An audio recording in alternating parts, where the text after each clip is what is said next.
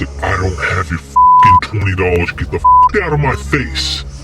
Hey guys, welcome to Big D's channel. Thanks for subscribing and liking. My name's Derek Lambert. And thank YouTube and all you guys who shouted out to Team YouTube for restoring his channel. You notice it zoomed in on me right now. Let's see what happens when my wife pops her head into the screen.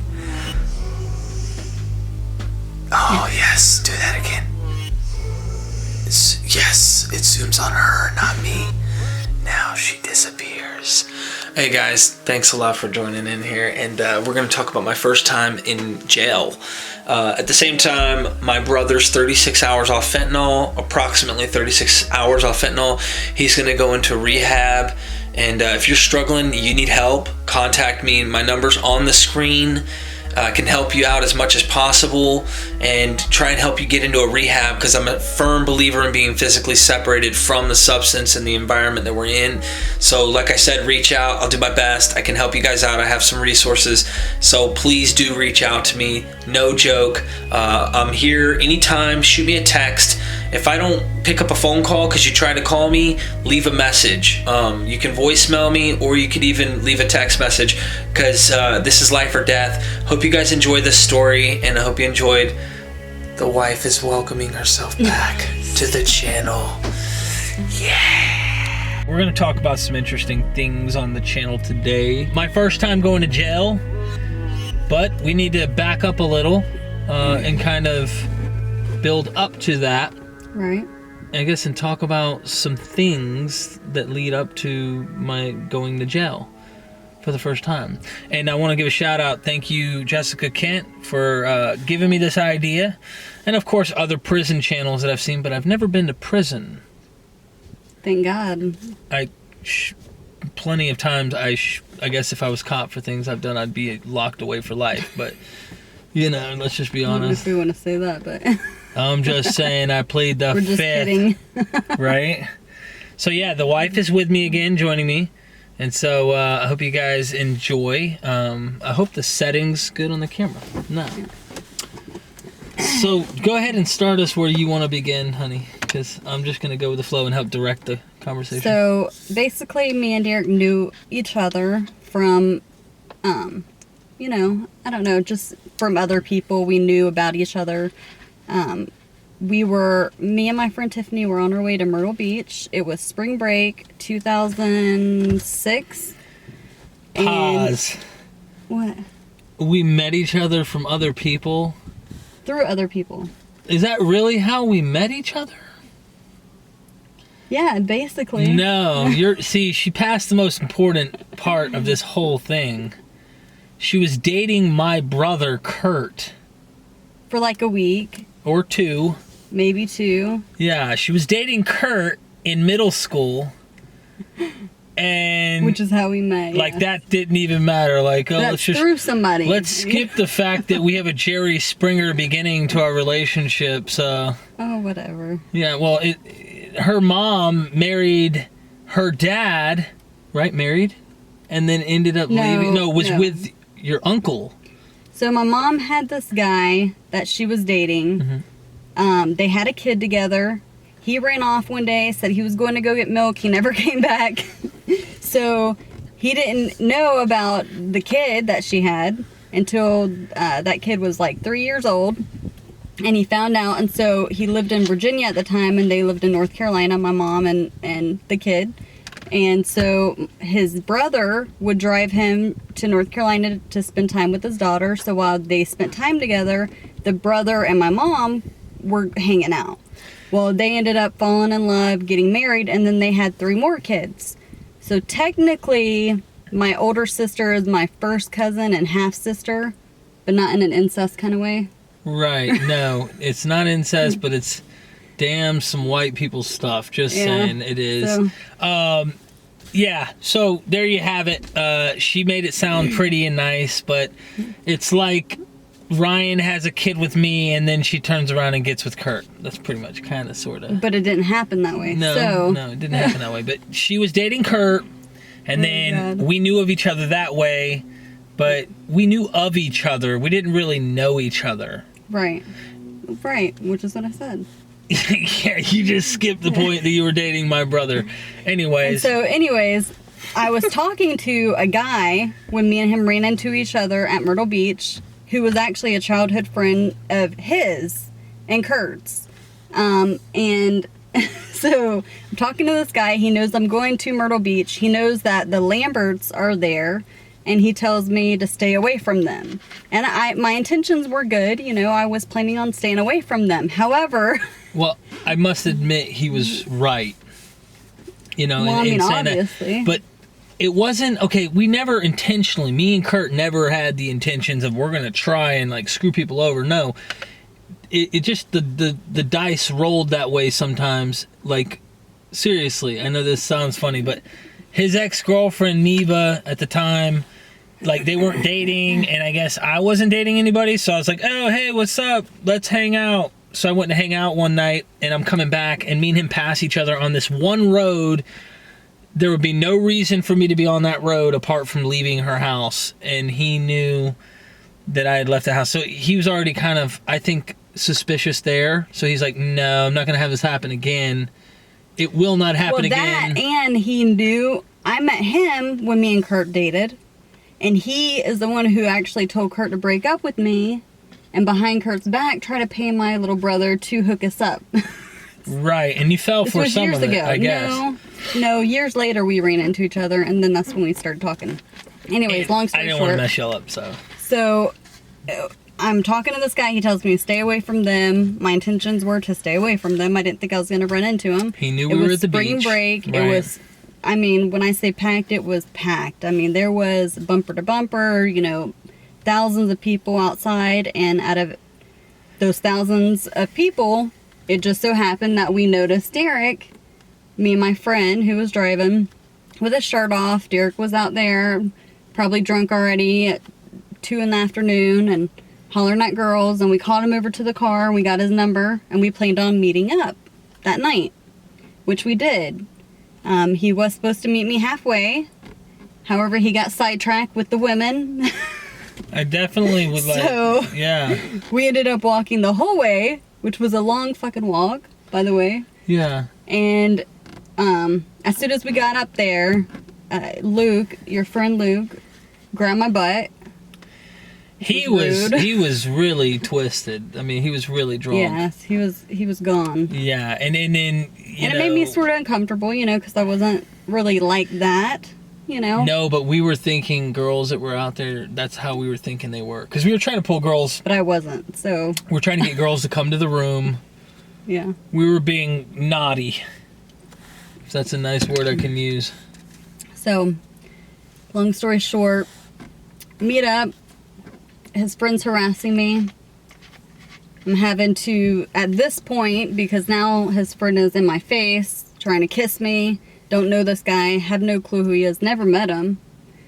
And so I'm having to tell him that I'm claustrophobic, having to get you to help me. So I sit on your lap to sort of keep him away. Yeah. You know? Yeah, that's why. Yeah, that's why. Yeah, and then you can go ahead and... So I'm young, dumb, full of, you know what? I have a safe. I had this little, like, safe that, about a 70-pound safe full of weed that I had purchased to come down and have this trip. And I had all these blunts. We were smoking Phillies. We smoked a lot of blunts then. We didn't really smoke joints, bongs, stuff like that really much. We mainly smoked blunts. Yeah. Mainly. I'm not saying we didn't have them, but we didn't really care to really mess with them. And I do remember that I pulled out some weed. We were going to smoke. I was definitely addicted to that. That's a fact. You can ask her. But we went to go smoke, and you were like, yo, I got this. I was going to break the blunt for you. And like, it crack was it open and get the tobacco out. Right. So it broke. Yeah, she broke it all right. Like, I think she broke it in half or something. Something happened where it was almost in half, yeah. It was messed up, so I had to fix it. Showing off with my skills, you know. Let me show you my skills. You could have shown off with a non-stale blunt, but, you know. Either way, we end up smoking, and I remember buying a bowl down there in Myrtle Beach, down at the Strip. I bought a bowl I had in my pocket too. For whatever reason, I bought this bowl. I thought it looked cool. And she ends up smoking with me. We get high, whatever. We go outside. We're having fun. And we're sitting down talking. Yeah. And a fight breaks out. Yeah. Like, literally 20 to 50 feet, maybe 100 feet max. And Derek, being the good guy that he is, has to break it up. Well, either you can call me that, or you could just say... We're an idiot. Which one? The alpha male, like, hey, I gotta, be involved somehow. And so I go in to break it up, and I didn't really break it up. I kind of did, but not really. One dude was smacking the crap out of one guy. There was no breaking up, you remember? No. Oh, he was smacking the crap out of this guy, and I'm like, oh gosh, and I think the guy that was getting smacked around provoked it. I don't know, but I kind of get in between, like, hey, chill, try and chill it. And the guy starts walking away, and the cop comes up to me and grabs me by the arm. Yeah, and cops are bad there, especially during spring break. They're everywhere, literally. They're literally trying to find, and they know that kids are going to get drunk and act stupid. Yep. So they grab me, and he's like, why'd you let the bad guy go? And I'm like, the bad guy? What do you mean? The guy right there? He's right there. He's like, that's okay, because we got you now. What? So this guy ends up patting me down, and he finds this bowl with resin in my pocket, and he's like, I could charge you for this. I had nothing but maybe a little bit of resin. It's a brand new bowl. It's not like it's got all this resin built up where you could scrape it. And I remember, acting kind of, I don't know, I kind of felt like, a little rebel, whatever, I don't give a crap. But he's like, I'm gonna call your parents. And I don't remember if he called my parents or not, but I know that I ended up getting taken to jail. Eventually, they were called, I know that. Yeah, but he didn't even take my phone. Yeah, so he didn't take his phone, and I get a phone call from Derek, which I knew he got locked up, but I didn't expect a phone call from him because he got locked up. And he is in the police car, and he's like, hey. We're like, how are you on the phone?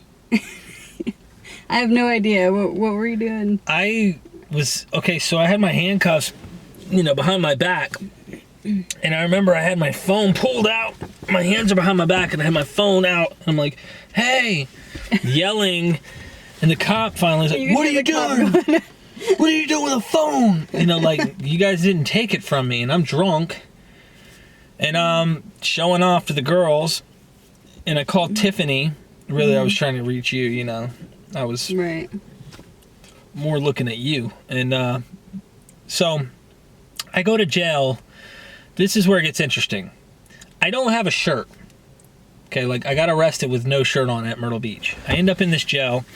There's probably 10 to 12 guys in this small little cell, and there's one door. There's not even windows on this thing. It's the door with the cage. And you're told what jail is going to be like, or prison. You almost don't know the difference, when you're younger. You almost think jail, prison, whatever. All I know is I'm not going to be nobody's they tell you, you don't want to be anybody's you better fight. It doesn't matter how big, how tough, you have to fight and show them you're not going to be that. Right. Well, I'm in there shirtless, so now I'm kind of tense because I have no clothes on top of my upper body, and this guy cracked out of his mind. You could tell it was crack or something, and I think it was crack, because crack's pretty bad on the East Coast, especially near North Carolina, South Carolina, where we were. And this guy had bloody feet in his sandals because he just wasn't right. He was so out of his mind, and they had him locked up in there with us. He was down there, carpet, they call it carpet searching for coke, crack, whatever. He's literally picking crumbs off the corner in this jail cell, picking stuff off the ground, thinking that it's coke, but it's dirt, pebbles, and stuff like that. And then he gets up, and he's not right. He's doing all this stuff with his head and moving his body, and he ends up walking over to me, and he's like, where's my $20? Give me my $20. And I remember feeling like... You were 17 at the time. You're 17. Yeah.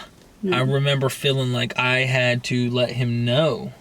I was like, I don't have your fucking $20. Get the fuck out of my face. And I was so serious, I had to let him know, and he just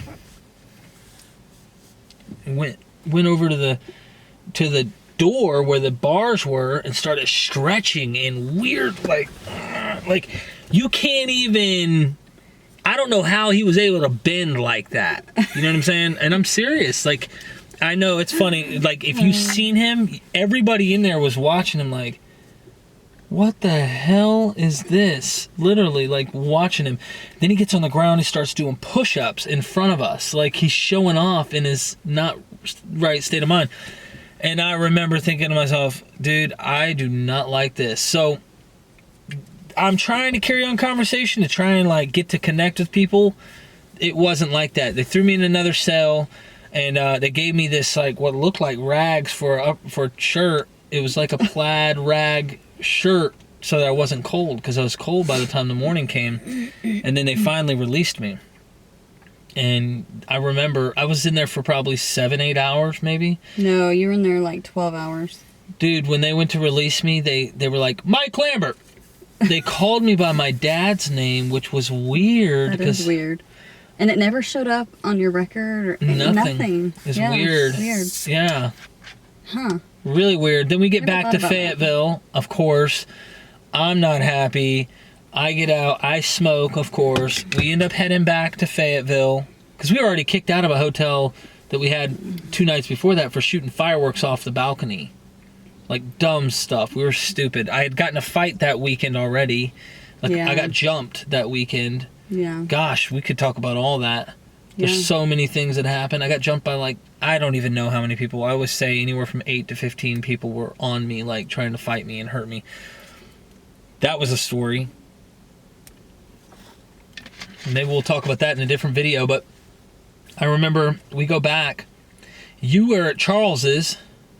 No. Well, then what happened? You were already home. Uh-huh. And I was on my way back from the beach. And I was going to go take him the shot glass that I had got him. But he lives like right around the corner from Derek. So instead of stopping at his house, I stopped at Derek's house first. Gets out of the car. She had this Got Weed tank top on. Literally, like a black tank top. You know how it says White. Got Milk?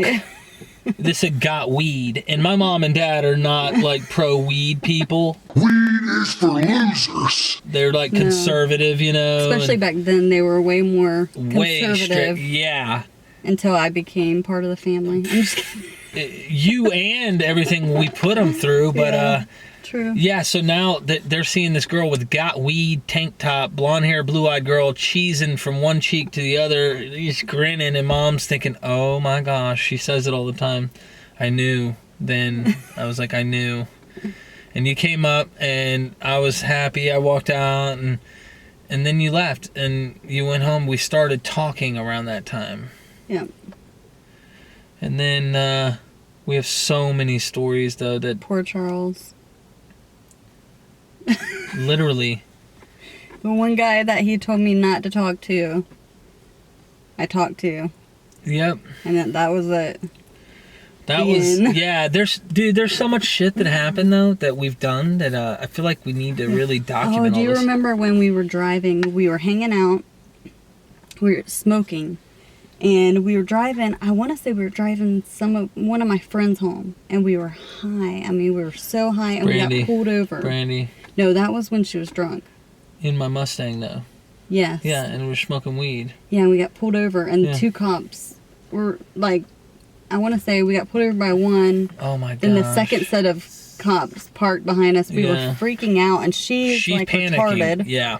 Panicking, so we're trying to get her to calm down because she does not know how to act at all. Like, there's no cool, act calm, cool and collect. She doesn't know what that means. And she's young, you know, so young. The stuff that we've got to document. There's so many things we did. We were at her mom's in College Lakes in Fayetteville, North Carolina, which is the same place that who's the famous rapper? J. Cole. Mm-hmm. So J. Cole, the hip hop artist, he actually is from Fayetteville, North Carolina. And lived in the same neighborhood. Same neighborhood that I grew up in. Yeah. Actually, right down the street from my house. Yeah. So I mean, it's Yeah. you know, somewhat the hood, somewhat, you know. Yeah. Certain areas were pretty run down, others weren't as bad, but we definitely were wilding out. Yeah. I mean, there's so many stories. But yeah, that was my first time going to jail. And I did go to jail again. I don't have a crap ton of jail stories, though. Like, I'm glad I don't. Yeah. Kurt might have a lot more to explain on that one. Mm-hmm. Being that he was getting Suboxone sent to him in jail. You know, the stuff that he had, that case is already over with. So, Okay. yeah. So, it you know, it's just, there's so much stuff, man, that we've done and tried to do. And I guess we need to start going into more about that. So, Yeah. yeah. I'm going to try and get the wife on here more, so hopefully you guys can show some love to the wife who's joined me today. And hopefully we'll do this again, because she's rarely ever on camera, right? Yep. She's not as camera-like, you know. Yeah. I'm camera shy, I Mhm. guess, so don't really like to be on camera. Don't like the attention on me kind of thing. Yeah, so when people are guilty, that's what they feel. I'm just kidding. Look, guys, thanks a lot for listening. Hope you guys enjoyed.